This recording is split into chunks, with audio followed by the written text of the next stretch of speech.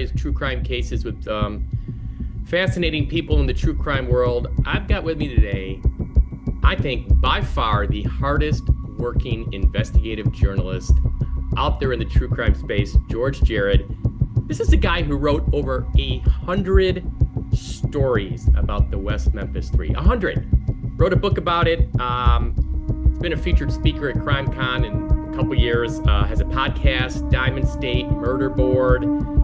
He's always chasing down a ton of incredible stories. George, welcome to the podcast. Thank you for having me, Andy. It's nice to see you. So today we're going to be talking about the Rebekah Gould case. And I'm kind of fascinated by parts of this. You know, you told me about it. I know we've talked about it a few times. Tell me a little bit about who she was and, when she was killed and kind of the backstory. Sure. So Rebekah Gould was a 22-year-old college student. She was living in the Fayetteville area in Arkansas. And she was actually from a little town called Mountain View, which is about 3 hours away. And so she was in college. On the weekend, she would come back to visit friends, and she had a sort of on again, off again boyfriend who lived in an even smaller town called Guyan, which is not far from Mountain View. And so it was a pretty typical weekend. Her and her sister Danielle decided to come back. It was around September 20th, 2004. They spent the weekend before. September 20th was Monday. And so she'd gone to stay with her boyfriend, sort of boyfriend, Casey, at his house. And it was a Monday morning. And so the story is that she decided to take him to work that morning, drop him off. His father had borrowed his truck, and so he didn't have a way to get to work. And she went back to his house. Now, he kind of lived out in the middle of nowhere. It was very rural, kind of up in the Ozark Hills. And she went back to his house to pick up her stuff, pick up her little Pomeranian dog, Lady, and head back to college, pick her sister up on the way. And she never arrived to pick her sister up. And how I got involved in the case was she didn't arrive to pick up the sister. And so the boyfriend never went back to his own house that night. He stayed at work all day. And then the story is that he went out with four friends to another town not far from there to watch a movie, Resident Evil 2. And then they went to the stores. They went back when the Hastings was the thing. They went to a Hastings and all this other stuff. And then he went actually stayed the night at another friend's house. Well, the next morning when the mom, obviously Rebekah's mother, started getting worried. And so she started calling around trying to find her. But she calls the sheriff's office and the reports are missing that next morning. And so they do a welfare check at Casey's house because the story was that he went from the friend's house straight to work, which we found out later that was a lie. He actually did go back to his own house and, to get clothes for work. And then he went back to work. But when the police go to Casey's house, they find his room destroyed, basically. The mattress had been flipped. There were bloody pillows in plain view. There was bloody sheets in the washing machine. Her car was there. Clothes were there. There was blood strewn throughout the house. There was a broken mirror, broken ashtray. I mean, the place was just destroyed. And she had two suitcases that she had brought that weekend. One of them was missing as well. Incidentally, her dog was there uninjured. So all of her stuff was there. The only three things that were missing were Rebekah, her suitcase, and a piano leg that would come loose from the piano in the front room of the house. And so, Go ahead. I got some questions. Go ahead. okay. So how I got involved was I was working as a journalist at a local newspaper, and I get a call. I'll never forget it. I was sitting at my desk, phone rings, pick it up. Lady's like, my niece is missing. And I said, really? And she said, yes. And of course, this is a small town newspaper. Things like this don't happen in small towns. So I go out there. I meet her father, Dr. Larry Gould. And then I meet her mother, Shirley, met some of her sisters, met some of her other relatives. And so for the next, week from the time she was missing, people were out looking for her in this very rural, mountainous area. And then finally on September 27th, 2004, which was, again, another Monday, a week later, I just had this feeling I needed to go to Melbourne. Melbourne is kind of like the county seat in the county where she went missing, and it's not real far from the little town she was in. And so I went to Melbourne. They have a typical Southern town, got the courthouse, all the businesses all around it. And in the mornings, ladies would walk around the courthouse, and they would talk and whatnot. I pull up, get out of my truck. I see a group of ladies, walking. I'm actually was going to go in and talk to the Office of Emergency Management, the director, because I wanted to see how they were going to coordinate their searches for the week, so I would know kind of which search parties to go with and stuff like that. And as that's happening, I overhear one of the ladies say, "Yeah, they're out looking around my property or my house." I can't remember exactly what she said. And I asked her, I said, "Ma'am," I said, where's your property at?" And she told me it's down Highway 9, which is a very rural thoroughfare that connects Melbourne to Mountain View, which is the town that Rebekah was originally from. And it's a very treacherous road. If you've ever driven it, you would know what I'm talking about. Very windy, hilly, no shoulder, lots of wildlife, lots of it's just a dangerous road. So I go out there. I'll never forget there were like vultures up in the air. It was a Mm, beautiful sunny day, mm. um, probably mid 80s, one of those kind of, Indian summer type fall days. And I get out there and I see a row of cars on the side of the road next to this bend in the road. And so I thought, okay, these must be the searchers. So I get out, walk down the side of this embankment, and I saw a searcher. To this day, I don't know his name, but I recognized him from other searches that he had been out there. And I said, "Are you guys out here looking for Rebekah?" And he said, "Yeah." He said, "She's right there." And he pointed, and I saw her. Oh God.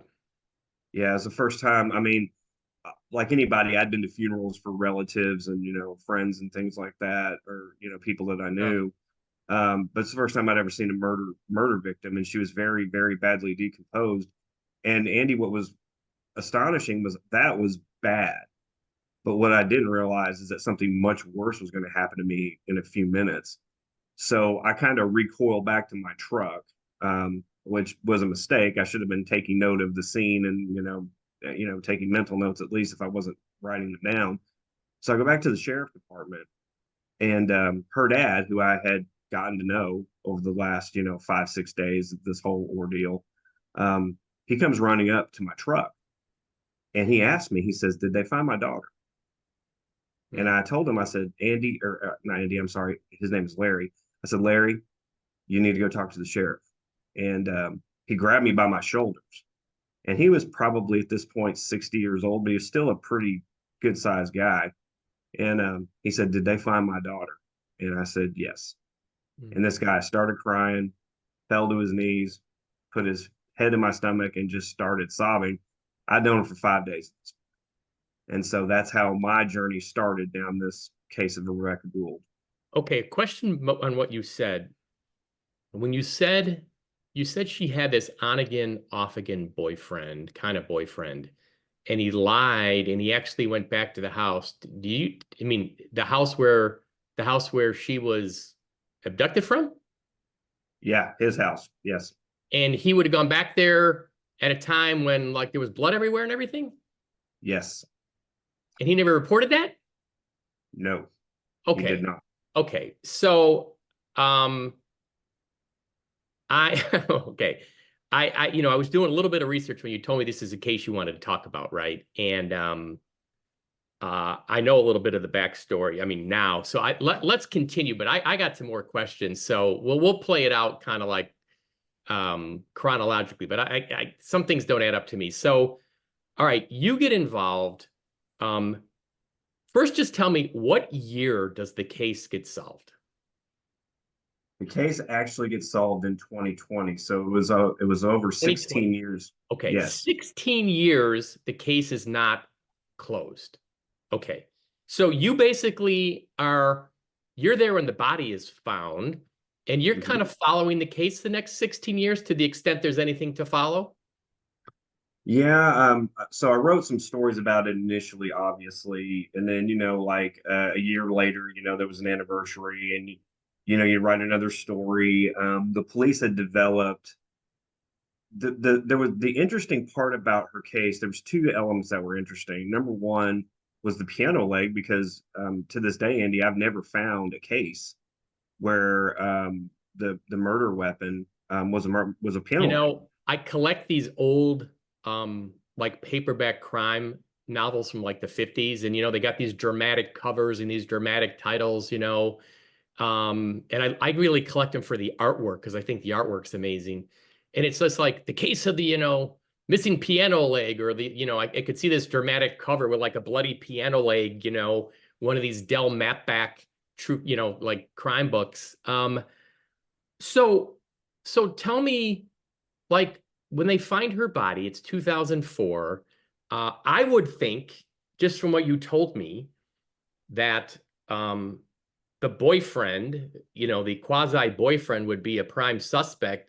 Especially, what really has piqued my interest was when he has lied Mhm. about going back there. So to me, right now, he is already, to me, in the hot seat.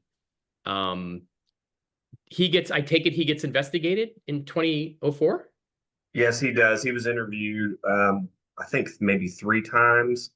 The first time he was interviewed, he was asked to take a polygraph test and he failed it.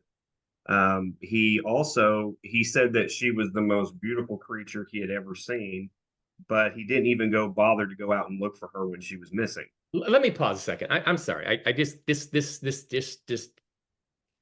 you're telling me that he lied about going back to the house, and when he went back to the house, it would have absolutely been at a time where it was the bloody crime scene, Yes, and he never reported it.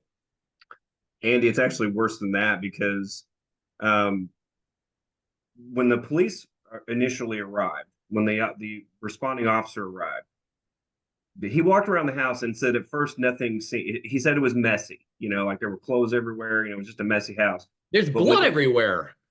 Right, but when he went into the bedroom, he noticed that the mattress had been flipped and that all the bedding was missing. So his immediate response was to go to the washing machine, open it up, and sure enough, there's blood. And anybody who wants to see any of this stuff, we've got the Unsolved Rebekah Gould Facebook page. We have the entire case file uploaded to that Facebook. That's actually a group, and we have all the crime scene photos, except for pictures of her, obviously. Um, but he he opened like he the officer opened it up as soon as he saw the bedding. He immediately called the sheriff, his boss, and said, "Hey, we've got a crime scene here." Well, here's what's funny. So I interviewed Casey in June of 2005, and I asked him. I called him at work. I said, "So," because he had been interviewed a few times, and then finally, basically, the police cleared him because they thought he was at work when she was murdered. And so I asked him, I said, "So that morning, you didn't go back to your own house. You went straight to work." And he said, "Yes." So he lied to me. Well, years later, when we got the case file, we found out that he did go back. And guess what, Andy? He opened the same washing machine. He admitted it in his first interview. He said, "I opened it up, saw the bedding in there, didn't know why it was in there, shut the lid, grabbed a shirt, and went back to work." All right, let's pause. Let's just pause here. Okay. He first lied about going back to the house. How much time elapses until he admits he did go back? Like, is that within like days or weeks of her body being found? To the police, he admitted it within probably 12 hours. What's Okay. interesting is that he went to work first that morning. And what happened was is he didn't have the right work attire. So the manager told him, "You need to go home and get a shirt." So he didn't want to go home. He wasn't trying to go home, All right. But but he was told to, and then he did go home. all right. And have you seen pictures of the inside of the house? Are, Absolutely, I've got pictures. are there, is it obviously a crime scene? Yeah, especially when you go in his room, there's no doubt. I mean, There's Andy, blood imagine everywhere? going. There's blood. Like there's a big bloody spot on the bed, Okay. like a round circle. There are And bloody pillows that are in plain view. There's stuff just destroyed in the room. Like there's a mirror. it's unfathomable. It's unfathomable that he does not call the police. Like, I'm blown away by the fact that he lied about that. He doesn't call the police, and this guy gets cleared. Um, Hmm. we're going to come back to this. That to me, that's insane. I mean, nobody. You come back to your apartment. It's a crime scene. There's blood. It's a huge mess. Your girlfriend's gone, and you don't call the police, and you don't go look for her, um, and you lie about it. Also, I mean, all right. Yeah. So I am so confused right now. All right, so he gets cleared for some reason, okay, which is unimaginable to me. I don't see how in any world I can see how sometimes you can't charge somebody, right? I Right. get that distinction. Like we don't have enough evidence to prove somebody did it, but I don't get how somebody's necessarily cleared. But in any event, so is there, because the case doesn't get solved for 15 more years. Um, Is there a break in the investigation? And if so, when? So, kind of going back to the chronology, just to kind of explain this out a little bit. So, I start working at a different newspaper, but it was actually kind of in the same coverage area. It was actually the local newspaper for where her dad lived, and so I kind of stayed connected that way. But then there was a lull of about probably till from 2004 to 2016 ish. I wrote about it again. I hadn't written about it in a long time, and there was literally nothing being done on this case. And Andy, I'll tell you what happened is they had a detective who worked it. He was actually there from day one. It wasn't his case, but he was helping with it. And then it quickly became his case. And he developed a false theory of the case. He thought that she was involved in some type of drug deal gone wrong. I mean, quite literally, somebody was saying it was, she bought some marijuana for $40 and that this was some kind of crazy, deal, which she did smoke marijuana, but she had no drugs in her system when she was, when did her What are these autopsy. guys doing? Like, I mean, I hear this all the time. It's so stupid, you know? I mean, go ahead. Like that's his Yeah. theory. And what it is he was a former narcotics officer and then he became a homicide detective. And Andy, as well as I do, if you're born a hammer, every problem in the world has to be a nail. There's no other Yeah. option. Yeah. And so he had Yeah. this theory that this Yeah. this druggy guy or a guy that was into drugs, I don't want to call him that, but that he loosely knew Rebekah and from high school. But he said he didn't even know where Casey lived. He'd never been there. He said, he had seen Rebekah around town some when she'd come into town. He'd say hi to her and all this other stuff. And so I knew, and it got to the point where this detective actually surreptitiously showed up at one of my book signings one time and came through the line. Of course, as soon as I see this guy, I'm like, What because what did he what did he want to say to you? well, he was wearing these ridiculous cutoff jean shorts and like this cutoff flannel thing, and I'm like, because I mean, let's be honest, true crime, 99% of the people who consume it are female. And if a guy ever shows up at a book signing for me, it's because he's buying a book for his wife or his girlfriend. And so this guy comes through, and I pitch him the book like I would anybody else, and people are standing in line behind him. And all of a sudden, he whips out his badge and he goes, "Hi, I'm Special Agent Dennis Simons with the Arkansas State Police." And I'm like, "Oh, I hadn't seen him in like 10 years. I've actually seen him in court on other cases." What did he want?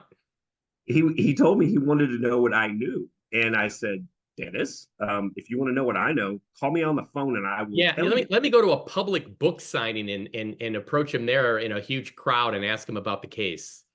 Yeah, yeah. And yeah. And so I guess I should back up on this. It was determined, Andy, that she died from a blunt force trauma to her head. She was too badly decomposed to tell if she'd been sexually assaulted. And there was another detail that we never revealed to the public, and actually the medical examiner didn't really catch it.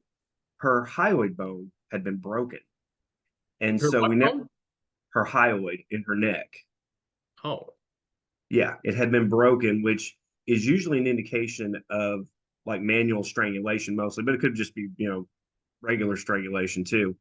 So in 2016, when I start writing about it again, I reconnect with her father and him and I start down the path why do again. you I'm why like, do you even start writing about it in 2016? Is there anything going on in 2016? yeah, what happened is I had written my book about West Memphis 3.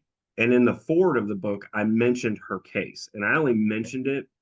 I wanted to. It was. I thought, man, I'm only gonna write one book, probably my whole life. This was the first case I'd ever covered as a journalist. It was unsolved. Nobody was doing anything. There were no stories about it anymore. This was No the police. first case you ever covered as a journalist? Yes, Rebekah first Gould murder case? case. Wow. Okay, go ahead. So I wrote about it in the forward of the book, but I didn't tell her dad. I hadn't been in contact with him in years. Didn't tell anybody in the family actually. And so I was doing a book signing one day at a library, and I'm sitting there. There's a photographer from a magazine taking pictures as people are coming in, and one of the first guys to come in, very handsomely dressed guy, looked like he was out riding his motorcycle with his group on the weekends. He comes in. I pitch him the book. And then at the very end, I said, "Hey, please read the first part of the book, the forward, because it's about an unsolved case that it's near and dear to my heart, and I want it to get solved, and I need people to be paying attention." And so I pitched it, and I looked at him and I said, "So do you want to buy a book?" And he said, "No, I want to buy 10 of them." Hmm. And I said, "Okay." Well, of course, I was joking with the photographer. I kind of whispered to her. I said, "Whatever I told this guy, I need to tell everybody today." you know, and so I go to fold over the first page of the first book, and I said, "Do I need to make this out to someone?" And he reaches in his pocket and he pulls out a little ribbon with Rebekah's face on it, and he sets it on the book. Oh. And as soon as he did it, I looked at him and immediately knew who he was. He was clean shaven this time. He was very disheveled when I saw him. It was her father, Dr. Larry Oh Gould. gosh. And so he pulls out this cross, this wooden cross, and he has her face on the cross. And he said, "This is what I keep on my desk." And of course, I get up, we start hugging, we both start crying. Photographer sitting there taking all these pictures. So a couple days later, on the front page of the local newspaper, there's a picture of me and Dr. Gould hugging and crying. And how I found out about it was one of my friends texted me, and he's like, "Why are you crying like a little, well, you know what, on the Yeah. front page of our newspaper?" And I was like, "Oh," I said, I didn't Oh. know she would do that." But so we reconnected. So, and kind of my methodology at that time was, use the media, Yeah, newspapers, TV, yeah, absolutely. just smack them over the head. Well, we did that for a while, and it did generate a lot of interest. And the case started ramping up again. The police came under, some heat. Well, then it kind of died down. Well, then in 2018, Catherine Townsend, I didn't know Catherine at the time. She sent me an email, and she said, "Hey, I want to do a podcast called Hell and Gone, first season. I want to feature Rebekah's case. Would you be interested in being interviewed for that?" And I said, "Sure." And so I met with Catherine several times, and she recorded me, I don't know, 2 or 3 times. And that podcast came out in the fall of 2018, and it became like a hit. Like it was all over the place. Dr. Oz did like a hour-long show on it, um, and it just got popular. All these Facebook groups formed, and a lot of the family members from Casey's family were in these Facebook groups, and they would be The quasi boyfriend guy. right. Yeah. And so they would be talking about different elements and aspects of the case. And at the time, I had no, like, Andy, it was crazy. Like, and of course, this is 2018. This is, 6 years ago, or almost 7 now. But there were hundreds and hundreds and hundreds of comments on, just like, somebody would just post one thing, and there would be hundreds of people chiming Wow. in. And it was crazy. And Hmm. unfortunately, For a a case that couple, was that old too. I mean, it yeah, was, yeah, no, Catherine did a really good job with her Helen Gone podcast. And so anyway, but again, like like in 2016, everything, started going nuts, but then finally it started dying down again. And then I got a second email from Jennifer Buckholtz. She was a counterintelligence officer in the U.S. Army. She was is a teacher at AMU University. She teaches forensics and criminology. She worked in the medical examiner's office in the city of New York for a couple of years. She actually, funny enough, not a lot of people know this. She worked as a correctional officer in Arizona for a year or hmm, two in a prison. hmm. She served in Iraq, Afghanistan. Yeah. She had, worked for the State Department, training police officers in other countries. So Impressive, impressive resume. yeah, well, and she's actually a fantastic writer too. Um, I was telling somebody when she first sent me her first email, I was really mad because she sent her resume, which is which is impressive enough. But she was also a better writer than me, which I was like, who gets to have everything? Yeah, yeah. Um, She's awesome. Yeah. yeah. So she emails me and she says, "Could I talk to you about this case? Because I think the police are missing some behavioral aspects." And as soon as she said that, it was music to my ears. Hmm. Because the one thing that the police could never explain to me, especially the lead detective, I asked him before, I said, well, if this was just a druggie, why didn't he take a match and torch the house and walk away? Why is he doing laundry? Why did he put her body in his car and drive her 8 miles out to where she was dumped? Because just to kind of give your audience a visual, so Guyan is here, Melbourne is here, Mountain View's here, and there's this old ancient gravel road a very treacherous gravel road that leads to the spot where she was dumped. So the only other route to get there, basically, you'd have to go through the town, which there's a one stop light, and it's one of those typical, again, southern towns where all the businesses are lined up on the main thoroughfare. So in broad daylight, you'd have to drive past every bit, excuse me, have to drive through every business with this, body in your vehicle. So the person took this ancient gravel road to dump her body. And so she said, "Can I talk to you for 15 minutes?" And I said, "Sure." I emailed her back immediately, said, "Yes." We spent 3 hours and 22 minutes on the phone the first time. Yeah. And so within a month, she comes to Arkansas um, to, to study this case, dragged her husband Jesse along with her for a whole week in February. Um, and so that's how it began. She'd never been to this part of the world ever. Um, and then she's probably made a dozen trips since. So she started writing about it for AMU University. So it started ratcheting up again. She started writing these articles. She would go on podcasts.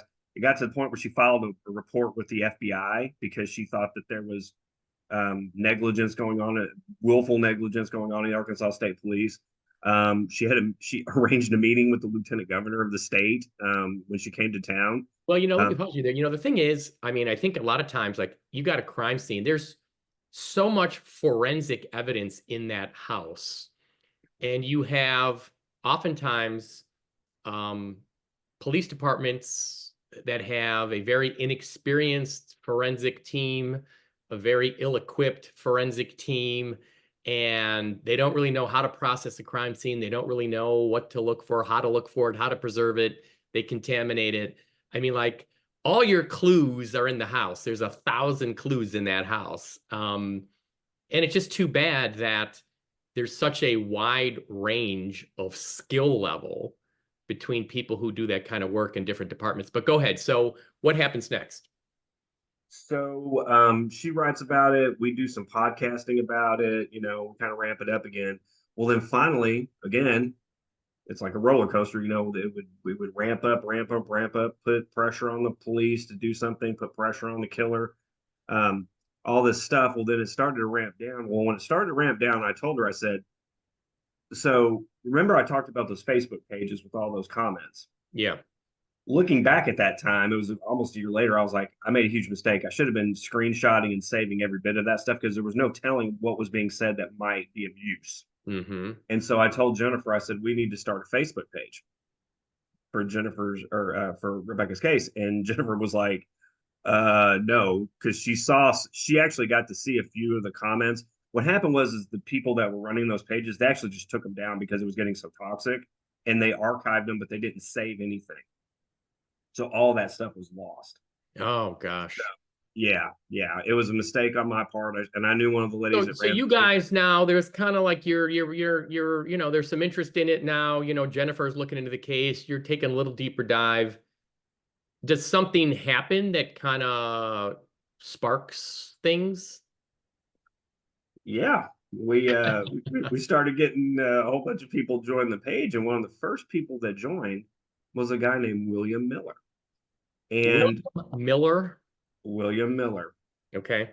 And he was now we had at this point we had a crowdsourcing team, and one of the members on our crowdsourcing team was a girl named Miranda who had actually dated Casey, and she was living in Lubbock, Texas at the time. And she was very good at genealogy. And so she had kind of mapped out his whole family, his cousins, his uncles, aunts, all these other people. And as soon as he joined our page, it was when he first joined our page, he was from the Philippines. He was living there. And so there was nothing at first. We're like, what's this guy doing here? Well, she almost immediately told us that he is Casey's first cousin. We're like, okay. So, and we figured some of his family members at some point would Okay. join under their Okay. name or under So fake now you're names. piquing my interest. This guy's Casey's cousin. All right, go ahead. And at first, we didn't think anything of him because, and he would comment. There would be a post. He commented all the time. He was a very pretty regular poster on there, and we didn't think anything of it at first because we did kind of trace his history, and we knew that he lived in a little town called Aransas Pass, Texas, at the time of the murder. Aransas Pass is like 11, 10 hours, something like that, away from where she was murdered. So again, no red flag there really, because I mean he's just a cousin who lived there. Coincidentally enough, while he was living there, my aunt and uncle lived in Aransas Pass, and I actually went down there and visited them once What a while he small was living world. there. Yeah, Yeah. and it's a little town. It's not a huge Yeah. town. It's just a little beach town on the Texas coast. So he's commenting, doing this. Nothing. He was kind of he wasn't necessarily steering us away from Casey, but he was like he would go into all these weird theories and so whatever. Well, then on Casey's birthday in 2020, January 16th, he starts direct messaging Jennifer.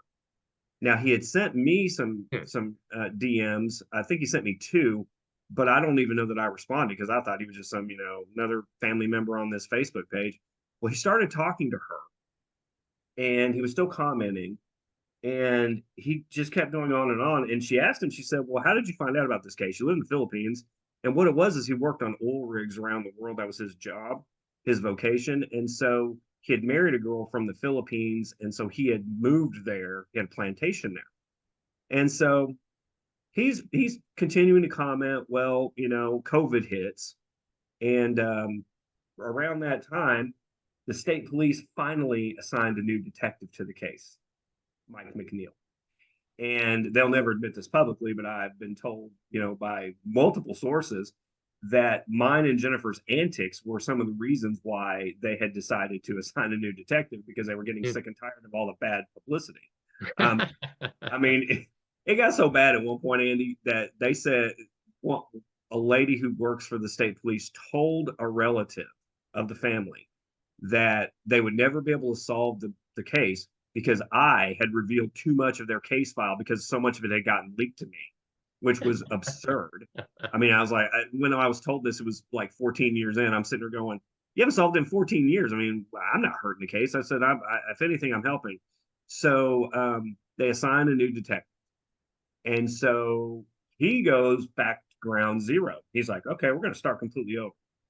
And I've talked to him a lot about this. He's a great guy. He decided he was going to go back to the family and start working his way out again. He's going to start brand new, you know. And so, spring turns to summer. We're still all living in COVID lockdown, blah, blah, blah. Well, then in September, something interesting happens. Jennifer and I get tipped off that cousin, William Miller, was in town that weekend.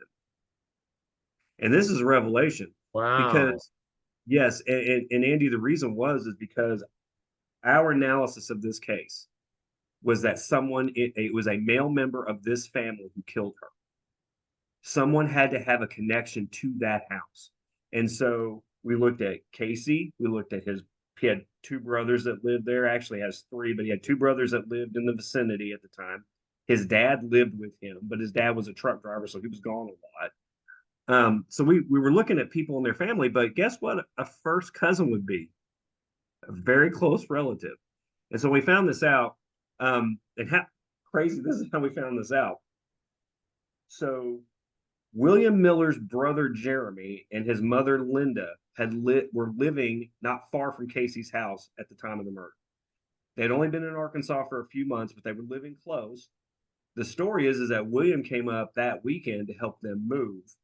And how we got the tip was that there were a couple of people at the local school district where he was in school. He was like a freshman in high school. They said it was very odd. There were two people there specifically who said that Linda and William showed up like the day after Rebekah was reported missing to take Jeremy out of school. And they said he was acting really weird. Who is And so Jeremy? He is William's younger brother. Okay. And yeah, so the mom and William, him and his mother go to get Jeremy out of school, take him out of school because they're going to move back to Texas. And so they reported to police. So police had this in the case file from almost the jump. And they move. They leave within 36 hours of Rebekah being reported missing. They're gone. They're back in Aransas Pass.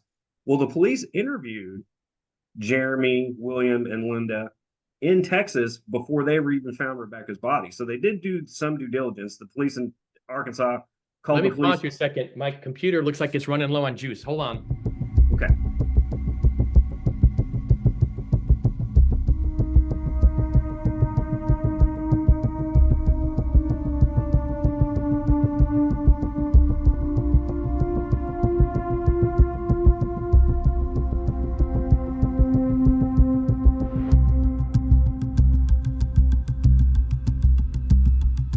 Okay, problem solved. So, all right. So now this guy is back. This William Miller's on the radar screen. So what happens next? So he stopped after we get the tip. He stops messaging on our page.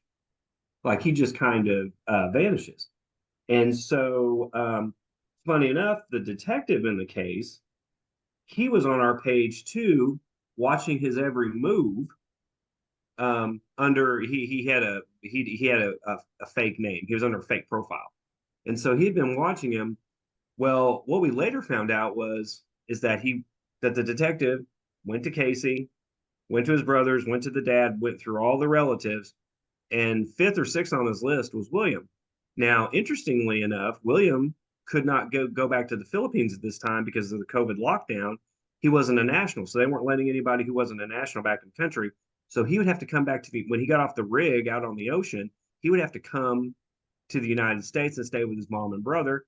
And at this point, they're living in a little town called Cottage Grove in Oregon. And so on In the state of Oregon? yes, Okay. which is where I grew up. And in fact, that's not that far from where I grew up. It's not that far. That's so weird. It So gets weird. It gets okay, weirder, trust me. go ahead. So on November 7th, 2020, Mike McNeil flies out to Oregon to interview Jeremy, William, and Linda. It's a Saturday. Okay. And so he flies out there, and pretty quickly he's in the room with William, and he's very suspicious of William. Just I don't know if it was just a hunch, but he was very suspicious of him. And so he asked William, and you can watch this video. It's pretty fascinating on our page. We've got the whole This is on the confession. Facebook page. Mm-hmm. And tell me the name of it again, because I will check it out. The Unsolved Murder of Rebekah Gould. Okay, I'll check it out. Go ahead. Yeah. And everything's on there. We have the whole case file. Everything. Yeah, I'd like to check out that video. I love stuff like that. Oh, yeah. Yeah. It's fascinating. So he says, if you're ever in Arkansas, would you agree to do a polygraph test? Because, we've done it, all your other male relatives have done it. And he goes, oh, yeah, if I was in Arkansas, I'd do it. Well, what William didn't know is that the detective had already had a polygraph examiner was in the next room. And so he just gets on his phone and is like, hey, I know it's a Saturday, but is it possible to get a polygraph examiner over here? And so Williams already said that he would do it. So he's caught kind of in a trap. And so he doesn't really have a choice. And so polygraph examiner comes in. They do the polygraph. He fails. And so then the detective does something that is, I don't know if I should say it like this, but it's one of the ballsiest moves I've ever seen. He comes in and says, you failed the polygraph. I know you're lying. Now I want you to explain two things to me. First, he reaches into like this folder and he pulls out a picture of the inside of the actual truck that William Miller owned in 2004. He tracked it down in South Texas. He had the Texas Rangers go and take pictures inside this truck. He said, I want you to explain to me why Rebekah Gould's DNA was found next to this pedal in your truck. And then the second thing he shows him is a rag that was used to clean up the scene. He goes, guess what? We have extracted a DNA profile from this rag. We have the killer's DNA. And but He were said both of those lies? they were both lies. Uh-huh. Yeah. And so he breaks down and he starts telling this cockamamie story about how he, showed up and these two guys were doing something in his cousin's house and blah blah blah. Well, then finally he just breaks down. Mike McNeil, the detective's like, dude, you're lying. Just tell the truth. So finally he says he showed up at Casey's house the night before because he had just gotten into town and he needed help moving his mom's stuff. So he went to Casey, said, "Hey, can you help me?" He claims he never got out of his truck and went into the house, which again is another lie because guess what? Casey was asked if there was anybody in his house, like give a list of people that if we find DNA, who would be in your house. And literally on the list, and there's a list of 8 to 10 people. Jeremy, William's brother, and William are both listed, and out beside their names it says Sunday, which is like there's not even a And date for nobody ever anybody else. followed up on this? No, no. And so anyway, the story is that he was talking to Casey. Casey said, "No, I got to work tomorrow morning. I can't help you." And then he sees Rebekah on the porch. She's just standing out there. So he knows that Rebekah will be home alone the next morning. So he goes and takes his truck and hides it in the field behind Casey's house, comes and knocks on the door. She answers. He says he's having truck problems. He needs to use the phone. He's Casey's cousin. He says, I was faking like I was on the phone, and this murderous rage just came over him, and he decided to murder her. And while he's pacing back and forth, the piano leg, which would come loose, just falls onto the ground. So then he takes the piano leg, goes into the bedroom where she kind of had retreated to, where she was like collecting up her clothes and putting them in suitcases. He hits her in the face twice with the piano leg, and then he throw it. What's interesting, not interesting, it's just horrible, Andy, but there was a large pool of blood on the floor. So she was laying on the floor with her heart beating for a while.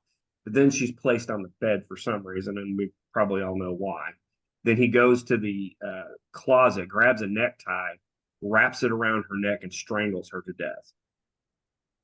He said So he didn't sex. he confesses to the whole thing. Yes. William Miller confesses to the whole thing. Yes. And he's arrested and he goes to prison.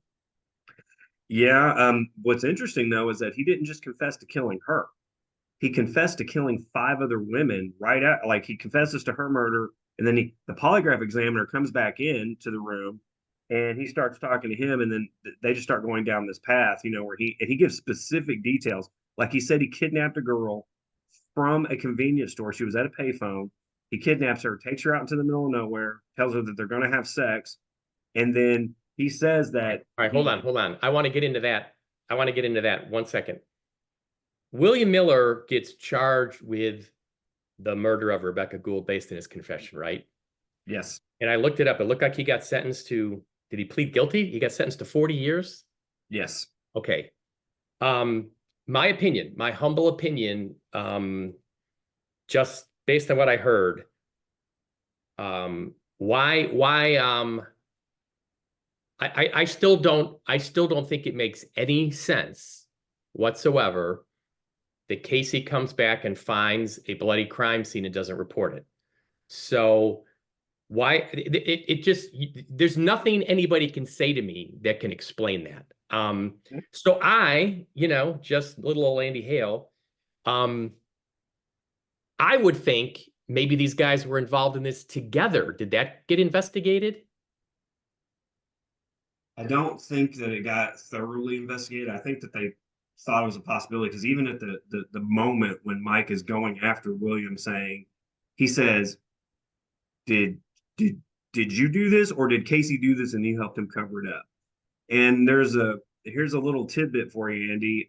Casey has confessed to a friend that he was involved, and yeah, and not not just one time did he confess. He confessed to this friend 4 times. There's a sworn, yeah.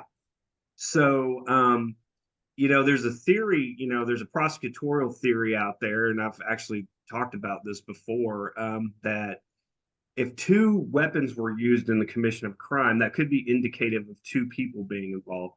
because it's really weird. The piano leg thing was so weird to me. I mean, for forever. That's in my Star Rock murder case. I mean, there's Yeah. multiple murder weapons. There I hired a forensic pathologist to say these women had injuries caused by blunt force trauma with something with a pointy edge. He said like maybe like a tire iron.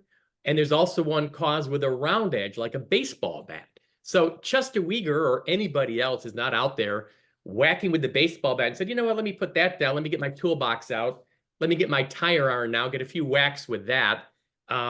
It's ridiculous. I mean, I, I, I, I, I, I'm just saying, as a layperson hearing the story, I'm just giving you my personal opinion. I'm not saying anybody's guilty. I'm just saying, if I was investigating the case, even with William Miller confessing, uh, I just don't think there's a logical explanation for Casey coming home, seeing the bloody crime scene and not reporting it and lying about it.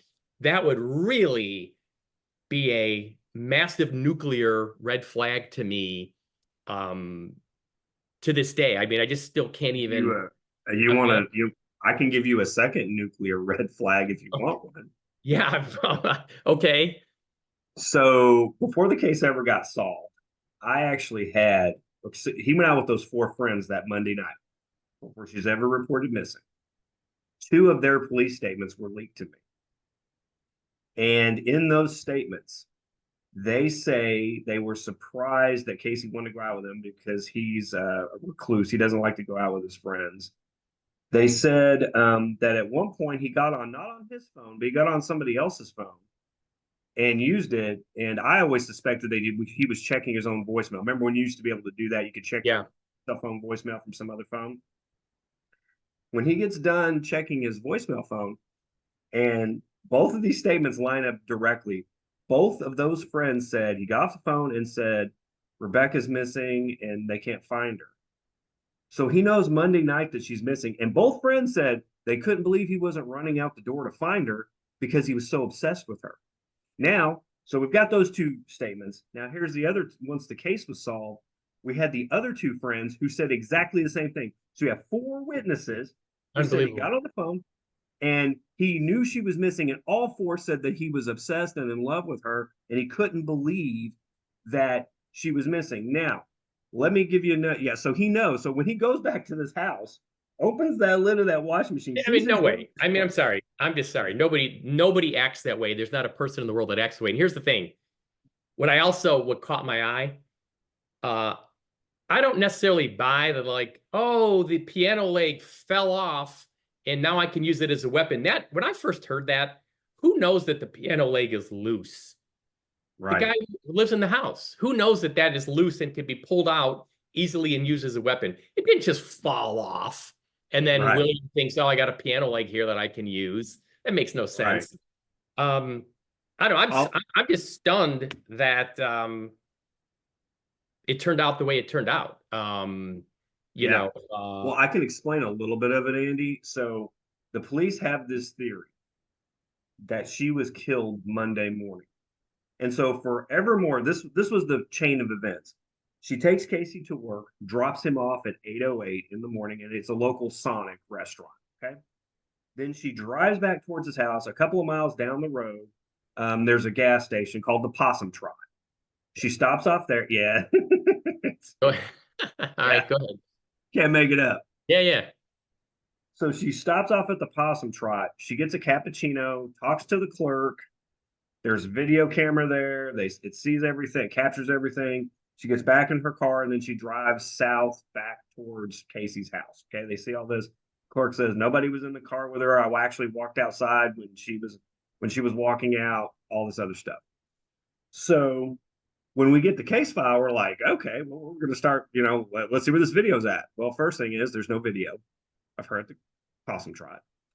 Um, we were told that the manager at the Sonic and one of the car hops at the Sonic saw Rebekah, waved at her, talked to her, did all this other stuff. Well, we get their statements, and guess what? The manager never saw her. The car hop never saw her.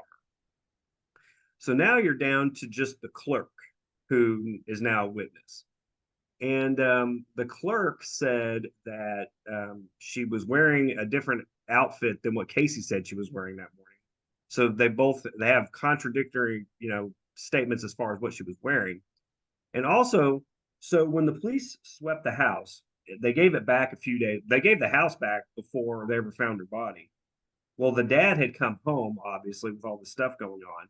He opens the microwave up, and inside the microwave was a breakfast sandwich and a cappuccino.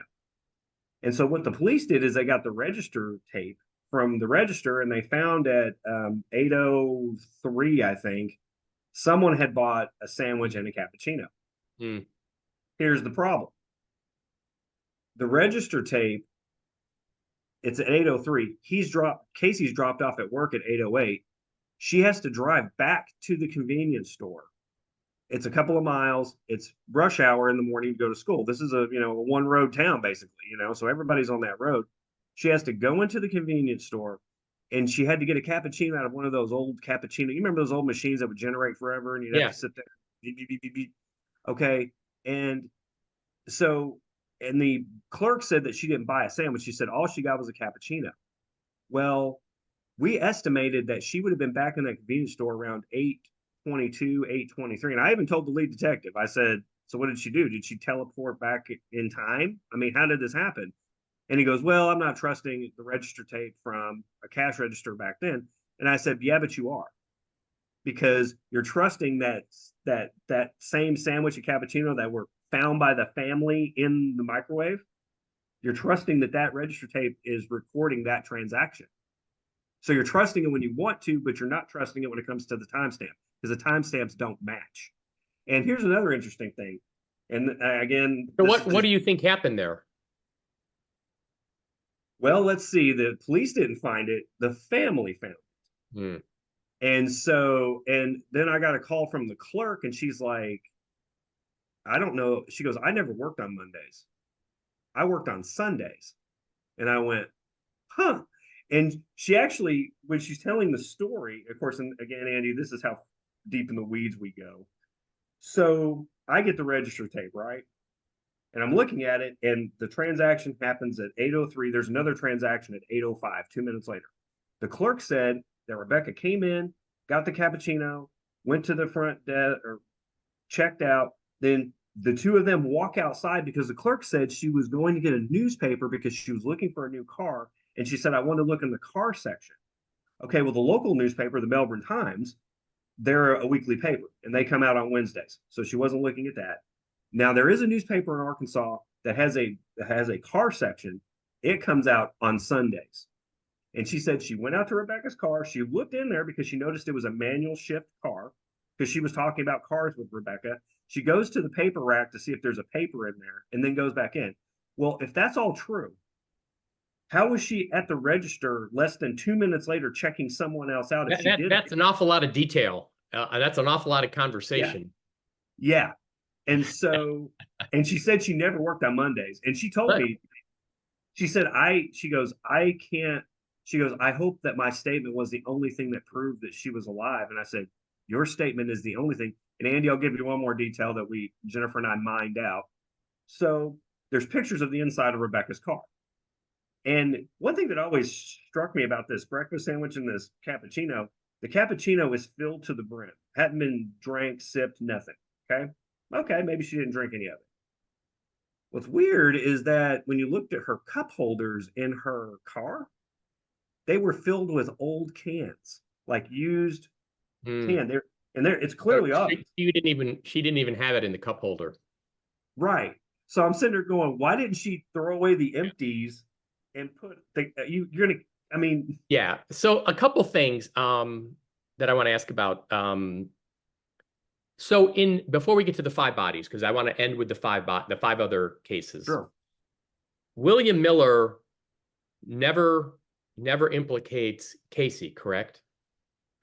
He never did before he was convicted. He has since then. Oh, he has? What has he had since then?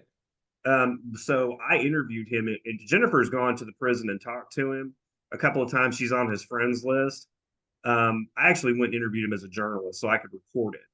And so I interviewed him in the warden's office probably a year and a half. Oh, fun. Oh, I forgot to tell you the other fun fact about the day he got arrested. That, Andy, is my birthday, November 7th.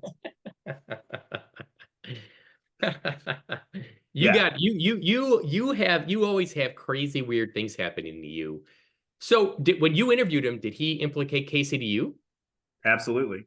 He said Really? that yeah, he said he showed up. See, and the reason I set up that timeline with the clerk and the drop off Yeah. is because there is no proof of life Monday morning. There's Yeah. none. So what does he tell you? He says that he showed up at Casey's house um, that Sunday night, and Casey had done it. Like he had, he didn't say that he murdered her, but he knew something had happened to her in the house. He didn't say Casey did it, but he said Casey was there. He was using bleach to clean up. Now the story's probably implausible, the way he tells it. And people ask me all the time, they're like, "Well, if William Miller, if other people are involved, why doesn't he just rat them out?" And I'm like, because there's a possibility that his brother could be implicated, and he's very close to his brother, and so he's not trying to protect Casey if Casey had any involvement. He's trying to protect his brother, and so that's Protect whose brother? his brother Oh, Jeremy. Though, his brother. Okay. yes, Okay. Did he tell Jennifer that Casey was involved? yes. Wow. And so are the police still investigating this, or like is this still like, I mean, is Casey still potentially going to get charged with anything? At this point, probably not. Wow. I mean, oh, I'll tell you another fun fact if you want Wow. one. That's crazy. This trailer house where this whole thing happened, Casey lived there with his wife and two kids for 15 years after the murder. In the place where it happened, in the same. Same Oh, room, had the oh. same room. Wow. I mean, I got so many things that are weird about that whole scenario. I can't believe that in light of all the things you told me, that William is the only person that got charged in this. But let's skip to. Oh, I could tell you one other thing that you would find interesting. Yeah, yeah. So there was a cleanup at the scene, right? Coincidentally, William Miller's mother, Linda, dropped off all the cleaning supplies that were used to clean up this murder scene on the porch. She said that her brother, who is Casey's father, called her and said, "Hey, could you buy some, detergent and bleach and all this other stuff, and could you just leave it on the porch?" So the mom actually showed up, and she admits to it, and left all the cleaning supplies that were used to clean up the scene. I guess it was just a coincidence. I just think, again, this is just my opinion, and just talking here on this podcast. It sure seems like there was more than one person involved in that crime, for sure. It sounds like there's more than one person involved in that crime. But I want to go to this part about, we'll end with this. He admitted that he killed 5 other people. Yes. Have you figured out who any of those 5 are? Not yet, but we have some strong suspicions about at least one of them. Like we He so remember he earlier I was telling you that story about This guy's how some he kind of said, serial killer? yeah, he's a confessed serial killer. Yes. Wow. And Andy, here's the thing: is What's he like when you talk to him? he's very maniacal. He's a pathological liar. He's lost some weight now, but he's like 5'5" and probably weighed 300 pounds at the time of all this happening. Um, he said in his confession, he says, "I'm a monster. I'm a liar." He says, "I trick everybody." He called me a scumbag and said that he hated my guts and all this other nice stuff whenever he was confessing. So, of course, I go in the warden's office. First thing he does, he goes, "Well, I guess I owe you an apology." And I said, "You don't owe me anything." Wow. Yeah. You sat across from like a real live serial killer. That's got to be so, I don't know, what's the word? Like creepy, scary, um, He, eerily fascinating, but scary. yeah, I mean, people ask me all the time, like, "Do you get scared around these guys?" I'm like, "No." I said, "Most of the people they kill are like women and children, and they just overwhelm them."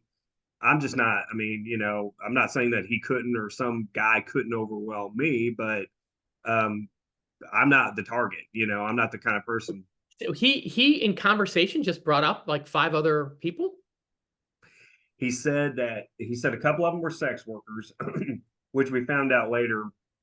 He was very prolific when it came to. And he said he never killed anybody overseas, which was ludicrous because if you're going to kill people, I mean, the Philippines, I mean, you can get away with anything over there. So he said he killed, let's see, one in Texas, one in either Mississippi or Alabama. He couldn't remember. He was on the state line somewhere. He couldn't remember if he actually killed her, which state. Oklahoma, Louisiana. I mean, literally, Andy, this is no joke. We talked to one of his male relative of his. He said they were out driving around one night near New Orleans, and the male relative said, "Hey," that William told him. He said, "Hey, let's go find a prostitute. We'll tag team her, and then when we're done with her, we'll just kill her and throw her in Lake Pontchartrain, and nobody will miss her. They'll never find her. No one will care." My God. Yeah, and so the Are you case that are you actively trying to find these 5 people? yes. And in fact, the FBI was supposed to send out a VICAP alert. I don't know if you're familiar with those. It's an alert where they let other agencies know, hey, we're looking for, specifically looking for, Do you this have type. any information out there if like is there any public information out there in terms of what some of the details are? So somebody, if they have a loved one missing, they could try to just match it up and see, like, where can somebody look to see what he told you? Join our Facebook page, and on our Facebook page, we've launched an initiative called Project Rebekah, and Wow. what we're doing is we're trying to get a group of crowdsourcing people on our crowdsourcing team who are looking into local cases because we have people on that Facebook page from all over the country.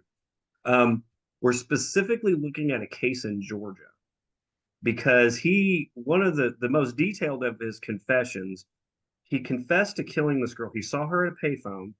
She was on a payphone talking.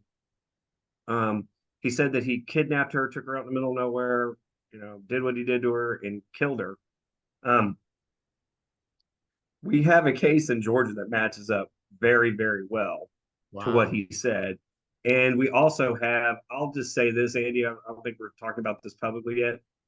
We have very good evidence that he was studying that case very intently. Really? And we also know for a fact that he would intently study Rebekah's case. Like when the Helen Gone podcast came out, he was Mhm. intently studying it. We have information. I can't say how we got it yet, but we will eventually. Wow. And we When's also, the last time you talked to him? December of 2023. Do you think he would talk to you again? Jennifer's going to try to talk to him in March of this year. She's coming down. We're doing an event. We're speaking at an event that's about 3.5 hours from where he's at. Wow, what an amazing, crazy story. Serial killer charged with Rebekah Gould. I think it sounds like it's more than one person involved in that case, for sure. He admits to 5 other murders. Who knows what else is out there?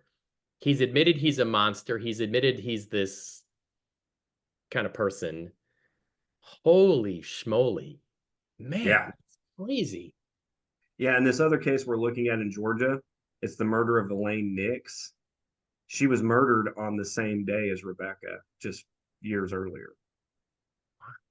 And here's the thing, Andy. I do presentations on Rebekah's case, and I'll have pictures. I will mix in a picture of Elaine Nix with Rebekah's pictures. Nobody in the crowd ever picks up. They not one time They has look ever that similar. they're the same build, the same height, they had the same hair, looks So, exactly the same. And here's the thing, I will go back to the picture. I'll say, okay, guys, did you miss this picture? And I'll go, is this Rebekah Gould? And literally everybody in the crowd will be like, yeah, that's Rebekah. And I'm like, no, it's not. They wow. could literally be sisters. Yes. So William Miller, he got sentenced um just recently, right? Like a few years ago or October of 2022. okay. And so now is he in prison in the state of Arkansas? Yes. Yeah. Wow. You gonna write a book about this one? Oh yeah. Oh yeah. Unbelievable. I mean, the story is so sad. This poor girl wrapped up in this situation. But then to think that William Miller's got this whole backstory to him and this whole history to him that who knows what else he's done.